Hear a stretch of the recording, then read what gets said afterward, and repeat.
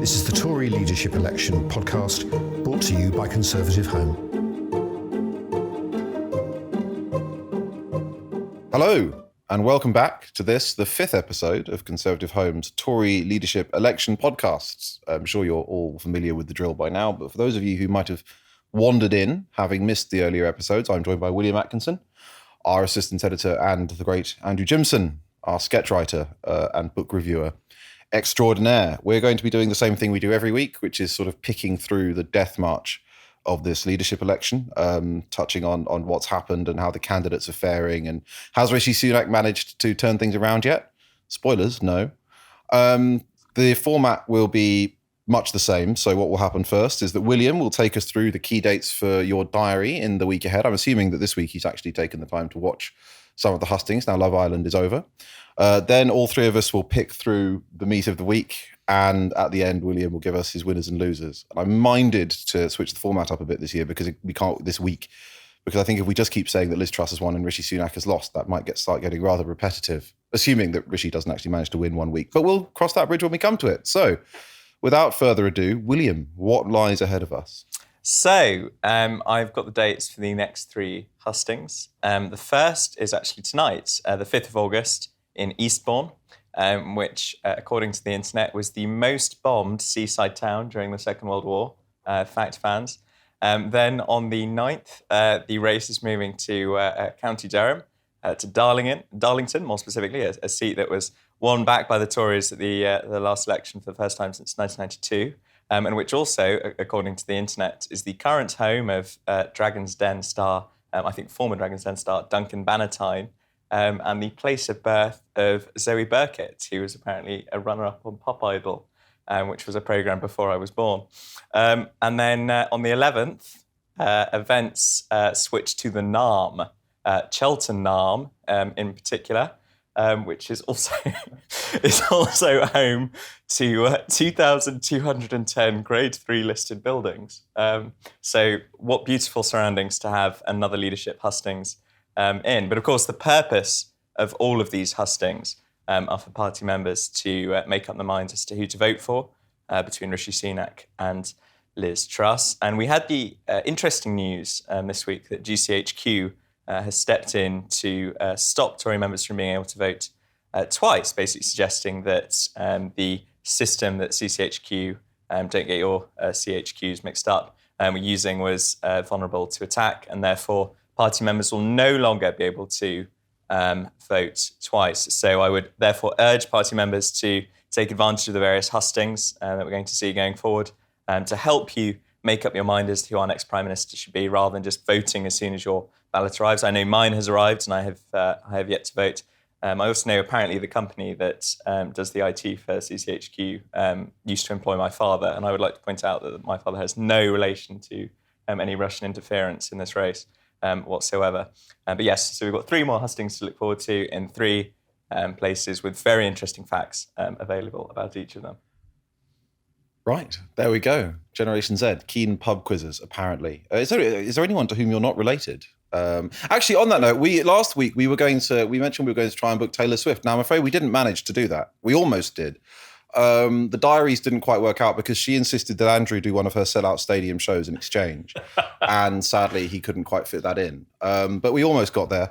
So I feel like we did point out that this double vote thing from CCHQ was going to be an absolute recipe for chaos, but I don't know how much points you should really get for being relentlessly cynical about an organisation that doesn't work very well. But we did say it would happen in, I think, week 2, and lo and behold, it has come to pass. So make of that what you will. So this week, William, I believe I actually charged you with watching one of the hustings, given that is sort of our purpose. Well, what did you make of it? Because this is the first one you've seen. I've seen about 4 of them now, God help me. But what did you make of the one that you saw? Which one was it? I saw last night Okay. the Sky hustings. I caught up on it after going to an excellent BBC prom with Shostakovich. But I made sure to take up and watch it afterwards. I thought it was interesting because the audience were nominally sort of undecided Tory members. And in the end, again, spoiler alert, they ended up being very heavily for Sunak. And I think certainly from what I saw, Sunak did the better performance. He was more willing perhaps to take on the harder questions of party members, whereas Truss looked quite flustered, for example, when she was asked by either Kay Burley about whether she would remove the whip from Boris Johnson and post the Standards investigation. Or also there were some slightly dicey questions on foreign policy, which I think, as that's her area of expertise, I think she handled relatively well. But it was nice to see her challenged on it, because people like me are slightly sceptical of her approach both to Ukraine and to Taiwan. But also, actually, I think defence spending was the area where Sunak struggled the most as well, because you have Ben Wallace, obviously, backing Liz Truss, and as our survey has shown, he's a very popular cabinet minister, seen to have done very well over the crisis in Ukraine. And he says one of his reasons for backing Truss is because she wants to see defence spending to rise to 3% of GDP. So it was very easy for a party member to turn around and say to Sunak, well, why won't you do this too? Especially as we're seeing Putin's horrific actions in Ukraine. But I thought actually Sunak's answer on that was quite good, which he says, I'm not going to go for an arbitrary figure. And also he's already backed the biggest increase in defence spending since the Cold War. So I did think it was perhaps a Sunak victory. But as you say, with all the polls suggesting, and of course the gold standard of the Conhome survey suggesting this as well, that Truss is at least 30 points ahead, it's rather a Pyrrhic victory, I would suggest. This is one of the things about Truss's campaign is that, she's already backed Northern Powerhouse Rail. She's backed tens of millions of pounds in unfunded tax cuts, or billions of pounds in unfunded tax cuts, I should say. And now we're getting defence spending commitments and everything else. And the entire economic proposition from Team Truss is just getting less and less plausible. Now, I mean, I think there's big black marks on the Rishi Sunak side of the ledger, in that personally, I worry that he wouldn't really respond fast enough to the cost of living crisis we're going to have in October. He's very sort of treasury brained. I think that the sheer scale of what's going to need to be done would probably have to be dragged out of him in a way that would be politically quite damaging, which is slightly ironic given that he was the chancellor who made his name with whatever it takes during the pandemic. But yeah, no, the Sky debate was just slightly, it was a reminder of his strengths. He's a much more polished performer, and with the exception of some of these slightly flaily efforts to win over the grassroots in recent weeks, his general offer is much more cogent. It's simply a question of whether or not it would actually win in a general election, let alone a vote of Conservative members. Andrew, have you watched any of these? You yes. Well, I feel coming to these podcasts each week, I feel rather like a rather backward piano pupil who hasn't done any practice, and you're the teacher who will frown. So I watched the same thing last night. I did some last minute practice. Okay. And I certainly thought Sunak was, I think it's a really horrible format, sort of trying to tell everyone I'm better than anyone else. And there's inevitably a big element of cakeism in the answer. You can have your cake and eat it. I think that's a feature not only of Boris Johnson's approach to politics, but of democratic politics, actually. That's what we half want to believe, or in fact completely want to believe. One point I would make on that actually is Andrew, yes. mentions, of course, the formats. And yes, I don't think it's a particularly good format, because Sky made a very big thing about the fact that both candidates had flipped a coin before the start of the event to work out who could go first. But Sunak apparently lost the coin flipping, but took excellent advantage of the fact that he was going second. I think it's that in... Is it Julius Caesar, the Shakespeare play, where whoever is this, Brutus goes first, and then Octavian, or whatever he's called at that point, goes second. And as a consequence, you can respond to everything that the first person has said. And Sunak was very good on that, because Truss, basically responding to the big news this week about interest rate rises, etc., said that she thought a recession could be averted, and that it could be done so in a manner that didn't involve further interest rates hikes, etc. Whereas Sunak sort of responded to that and said, no, inflation is the big issue that we must tackle immediately. And the audience seemed to respond quite well to that. Well, I mean, I suppose someone has to go first, given the linear nature of time. Well, right? but I think it was the fact that Sky thought it was a better thing to go first, whereas actually I think it's probably that if you were flipping a coin to go first, actually that's probably a coin flip you want to lose. Didn't Truss choose to go first? Yeah. Well, I mean that's the thing. So she. Well, that was a tactical mistake by Truss. Yeah. To go with her proposal to slash pay in the regions for millions of public sector workers who vote Conservative, which I suppose we should touch on, because that was sort of the big wobble of the week, wasn't it? This plan for regional pay boards from the Truss campaign that sort of came and went. Yes, and she wasn't really entirely candid about the whole thing. and so annoyed a lot of the reporters who had reported. Well, this is a really interesting one because if you look at what happened, you can see the gap they fell into, because the actual proposal in the press release only applied to new hire civil servants. But they tacked onto the press release a savings figure, which would only happen if you applied it to teachers and nurses and everything else. Now, you can see how this happened in the guts of the campaign, which is they came up with this policy, they sent it off to whoever it was who was putting the press release together, and they reached for the biggest available number in the file and sent it out. But it does mean that you can't really put out a thing saying we're going to save however many billions over X period, which the number you can only get by sacking nurses or whatever it is they were proposing, not sacking, cutting the pay of public servants, and then claim that you're not doing that. But Rishi Sunak, I don't think, managed to capitalise effectively. I don't know what you guys think, but he went with the U-turn line. Now, if you're in the bubble like us, and Liz Truss is obviously cosplaying as Margaret Thatcher, getting her for, the lady is for turning is obviously very satisfying. But I think that Rishi had a much stronger counterattack, which was, I put the Treasury in Darlington and I'll pay them properly as well. But he didn't go on the substance. Again, Yes. He went on the show. And he hasn't really done blood, toil, tears and sweat. And that is, in a way, I think he should double down on it. It is actually going to be bloody difficult, this forthcoming recession. Interest and inflation at 13%. I mean, that's a hell of a thing, and it's come up very suddenly, actually. And it's not going to be easy. And I think sort of somehow pretending that the government can completely ameliorate it is wrong. I mean, obviously we can get through it and we can prosper after it. But I was hoping, I thought Rishi had definitely won last night, and he's the underdog now, and in some ways that's an easier position to be in than the front runner who. And people love a contest, so maybe he will start to make up some ground, but he's not making the most of his actually more solid and realistic case, I don't think. No, I mean, I thought it was interesting this week that he got endorsed by Nigel Lawson, Yes.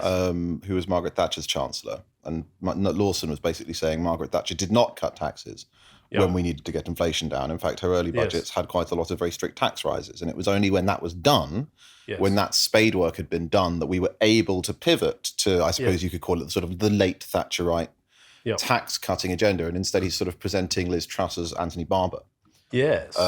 Yes. Who set off the Barber boom and then probably sunk the Heath government. Yes. So Truss will have a Barber figure, because Barber was just, I mean, obviously Ian MacLeod had died and Barber was put in by Heath to do his bidding. You can imagine, you can see it, can't you? So you put in a new chancellor, you announce all of these tax cuts, you're momentarily very popular. Yes.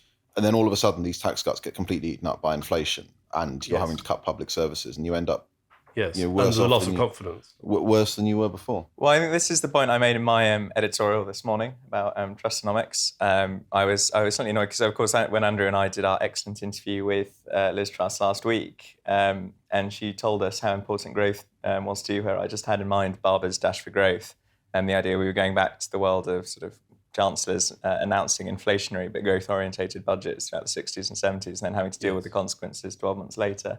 That's what really struck me about her proposals when we were interviewing her.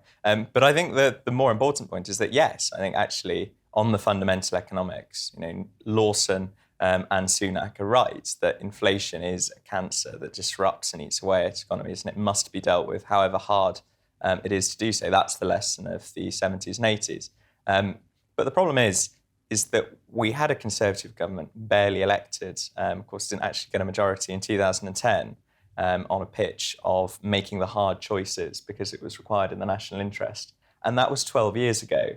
And since then we've seen the Brexit referendum, which went towards the change option. We've seen the 2017 general election where the Tories lost their majority and very almost lost the election entirely to the change option in Jeremy Corbyn. And then in 2019, Boris Johnson managed to pose as the change option and managed to win a majority of 80.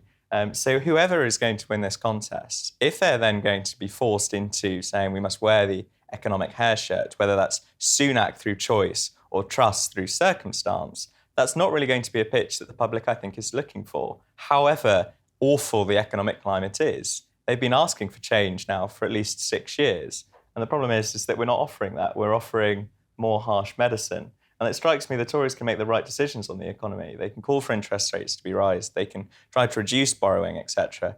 But if the country is fundamentally not ready for that message, then we're going to lose whatever happens in 2023, 2024.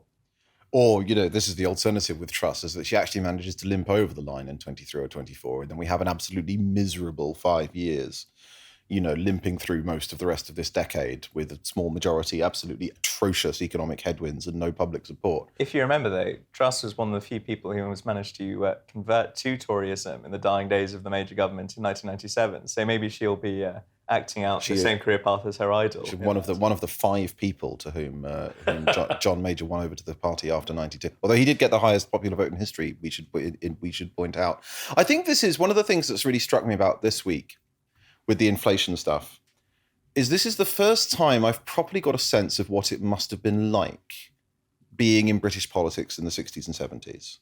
Because there are just an awful lot of bad economic headwinds that are exacerbated by really deep structural problems with how the British state is organised. And all of those problems are really popular. So you can't do anything about them. Now, obviously, they're not what they were. Back in the 60s and 70s, you're mostly talking about things like nationalisation, overmighty trade unions and capital controls and so on. Whereas now, really, we're talking about planning. We're talking about the fact that our public services are organised on a very inefficient basis. The NHS is in terms of public spending, if not overall spending, is a very expensive way of delivering middling care. We've got unsustainable pensions that people think they've paid into, even though they haven't, because they keep voting, as you said, for having their cake and eating it. And yet, you can't really see what a politician who wants to be elected does about any of this. Neither Truss nor Rishi Sunak are prepared to propose building houses on the Greenbelt. Neither of them are prepared to propose cracking down on multiple home ownership or anything that would help supply. Liz Truss, I think, is proposing to increase the amount that people can borrow, which will help in the very short term. But then all that will happen eventually is that the market will realise there's a vast sum of money about to be pumped into it, and prices will equalise upwards. And so I don't see a way out at the moment. Margaret Thatcher was only possible, and maybe one of you two will disagree. Margaret Thatcher was only possible once things got so bad that the public was prepared, or at least 45% of the public was prepared to elect a government that would pick these fights. Yes. I don't think there's a 45% of the public prepared to go after planning reform or major public sector reform or, any of the stuff that actually needs to happen to get Britain growing. I don't know if either of you dispute this thesis. I think probably that's right. Things felt much worse in the 70s because Heath had his U-turn. He had all this preparation in the 60s, enormous policy preparation, but no analysis of what to do about inflation. And so then the U-turn and prices and incomes and stuff, and the ill-picked fight with the miners' defeat. Who governs Britain? Not you, Ted. But then the Labour were defeated as well. And of course, their social contract almost immediately with the unions again almost immediately broke down. So that was very, very humiliating period. I mean, I quite like the 3-day week because I'm very fond of candles. But well, as journalists, we're familiar with 3-day weeks. But it was a period of real national humiliation. We haven't had that. Well, I think the interesting thing is, of course, is that in terms of actual time that the Tories have been in government, we're comparable to, say, the Churchill, Eden, Macmillan, and then Douglas Hume governments in the time that we've actually been in power, with 12 years, and onto our fourth leader. But actually, in terms of the sort of economic problems we confront, as I say in my editorial this morning, we do increasingly, resemble the situation in the early 70s. But I think the problem is that over a 20-year period, successive governments had to be seen to fail to deal with the essential problems of the day: sclerotic industry, national decline, out of control trade unions, and of course inflation. You had Wilson with In Place of Strife, and then Heath, defeated by the miners, and then defeated by inflation. Who governs Britain? Not you, mate. And then Wilson sort of driven out by his own sort of inadequacy, and then finally Callaghan smashed against the rocks of the winter of discontent before the public was actually willing to go for the radical change that Mrs. Thatcher offered. And even then, of course, Thatcher, John Hustings, Geoffrey Howe, etc., had an actual plan for actually trying to bring inflation down, deal with the fundamental problems of this country. And I think we're really not in that place.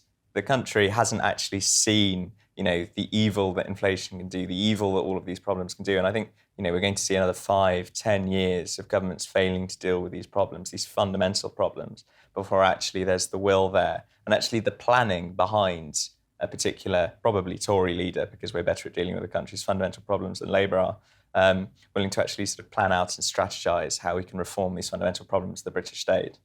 I think we should talk about Labour briefly, because one of the things that, is now a realistic proposition that we lose the next election, to put it very mildly, when it didn't really look like it was last year.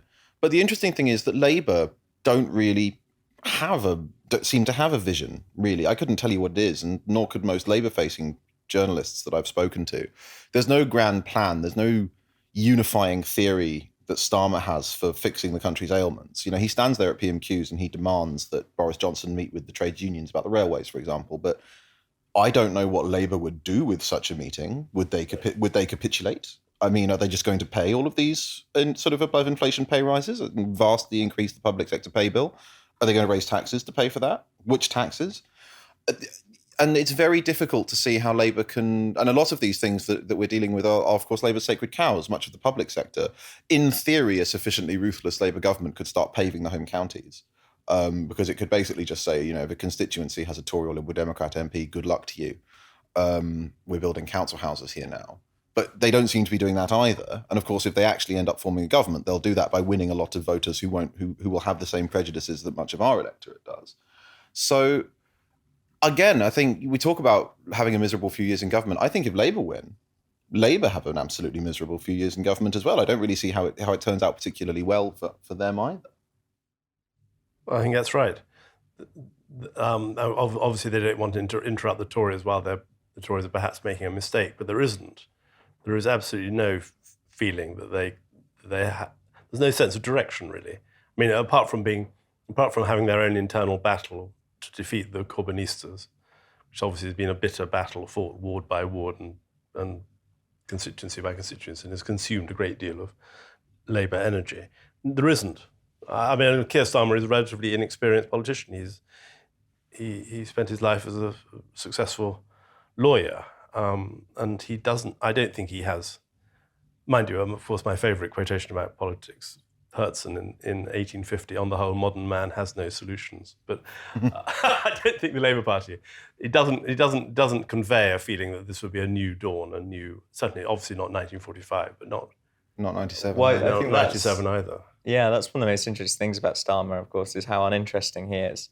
I think one reason why I've for the last few months, alas, now over, I've been much more interested in, say, Love Island than Prime Minister's Questions, is because at least there's some sort of excitement to it. Whereas seeing sort of Boris turn up and give his usual sort of speech and bluster, and then Starmer respond by being incredibly bland, it's not necessarily the most exciting thing to watch. But yes, I think the most likely scenario at the moment of the next general election is probably a hung parliament, which, because the Tories over the last 12 years have managed to hiss off all of their potential allies, means that it's much more likely we have a Labour government propped up in some form by the Lib Dems and the SNP. And we're back to the situation, again, basically, of the 74 to 79 Labour governments under Wilson and Callaghan, which either had a tiny little majority or no majority whatsoever, sort of forced to continually horse trade with smaller parties and dealing with these huge fundamental problems, but unable to actually do anything to actually tackle them. There is, despite what we hear about both Blair and Brown and Mandelson playing quite a big role behind the scenes in the current Labour setup, there's no actual planning, there's no actual interest in doing big radical things in governments. It's simply a focus on making themselves sufficiently untoxic and that they might be able to squeak across the line next time. With the exception of perhaps of Gordon Brown's ongoing efforts to deliver a radical constitutional policy that will somehow vindicate the massive mistakes that he made in 1998. And the prospect of, if you want the UK to stay together, I think the prospect of a Labour government propped up by the SNP in the current environment should fill you with dread. But on that cheery note, I'm going to bring this section of the podcast to a close. There's only so much doom and gloom one can do in 1 week, and it's a nice day outside, and the sunshine is free, so we can go out and enjoy it in just a moment. But before we do, it is time for everyone's favourite segment, Williams' Winners and Losers. Who are they this week? Do you know the winner for this week, Henry, perhaps surprisingly, is Liz Truss? Gosh. And despite the fact, there's an obvious caveat. She faced the terrifying trifecta of that huge stumble over regional pay, which was then brought up in last night's Sky event. The fact that she had to U-turn on it within about 15 hours because of a half-thought-out press release basically suggests that the wonks in her team had slightly misthought of what both the Tory party membership and the commentariat were looking for from a Truss government. And then also there's the fact that Sunak, I think, did clearly do much better in the Sunak event. And then finally, my concerted attack on Trussonomics and my editorial this morning, I'm sure had the Truss campaign fleeing in terror through my comparisons on Anthony Barber, etc. But despite all of this, both our survey, I should say, and YouGov's poll have put her more than 30 points clear. And frankly, with the most recent YouGov poll suggesting that only about, say, 10, 12% of party members are currently undecided. And now with Sunak losing the opportunity to have people vote twice based on GCHQ's manoeuvrings, it looks like Truss is, again, the overwhelming favourite to be our next Prime Minister. And now I think Tory MPs, especially from what we hear and what they say, are thinking more about who's going to be where in the next cabinet than they are about whether Rishi Sunak might be the person who is first among equals. But of course, we can't illustrate a good week without doing a bad week. And don't worry, listeners, I'm not going to say Rishi Sunak, however obvious that would be. But instead, I'm going to say a person who's had a bad week is Sajid Javid, who came out this week to back Liz Truss. Now, remember, Sajid, before the actual voting even began, had to drop out of this Tory leadership race after being the first person to resign and set in motion Boris Johnson's defenestration. He then laid out a series of policy proposals, I think over about 25 pages, which had various radical solutions as to how this country should be reformed and how growth can be increased, houses built, and motherhood and apple pie given to all who wanted it. But now it seems that Javid has thought more about A, getting back into the cabinet, and B, backing the person who most resembles his economic prospectus by coming out to back Truss. Now, there was a lot of talk about the fact that both him and Sunak resigned within 10 minutes of each other. They were previously together at the Treasury, and they're both known to be Star Wars buddies. But he has long been a supporter of a similar economic prospectus to that of Truss, e.g. backing greater borrowing and tax cuts. Now, that might have been a viable economic sort of prospectus about 2 or 3 years ago, when it looked like interest rates were going to remain low for a long time, and we were in a country that still looked to be growing, however anemically. But now, as we're looking a recession in the face, and inflation is, according to the Bank of England, set to hit 13%. Now, a month ago, it was saying it would hit 10%. I've been saying, not to show off too much, since about March or April, that it's going to hit 15% and go beyond. And I haven't been dissuaded by that from Andrew Bailey's comments yesterday. That sort of policy prospectus just looks hugely economically unrealistic at the moment, and would not only be inflationary, but it wouldn't tackle the exact problems that the economy currently has. And now I'd like to point out that, of course, appointing Andrew Bailey as head of the Bank of England was pretty much the only thing Sajid Javid did in his few months as Chancellor of the Exchequer, which perhaps suggests that his economic judgment is not too sound. And so whilst the Truss campaign might be touting his backing as a good thing, it perhaps suggests they haven't entirely got their ideas together when it comes to dealing with the economic crisis this country is currently staring in the face. I mean, that's quite, I almost feel that I should have been Sunak, because that's very savage, basically saying that Sajid Javid is a loser by dint of being himself in his record for the past few years, rather than any misfortune that's befallen him this week. But no, I suppose that is true. I have to say I have a soft spot for him, because he's the only candidate who actually came out and said, yes, we do actually need to build houses. And then this being the Conservative Party, his campaign immediately imploded. But, big love for Sajid Javid from the Con Home podcast, it has to be said. And on that note, we're going to call it here for today. We will be back next week, probably with the editor in tow, I think. We can never be entirely sure when he's going to return, but it's always a pleasure when he does. So until then, it's goodbye from me, it's goodbye from William, and it's a fond farewell, hopefully au revoir rather than farewell, to Andrew Gimson, and we will see you next week.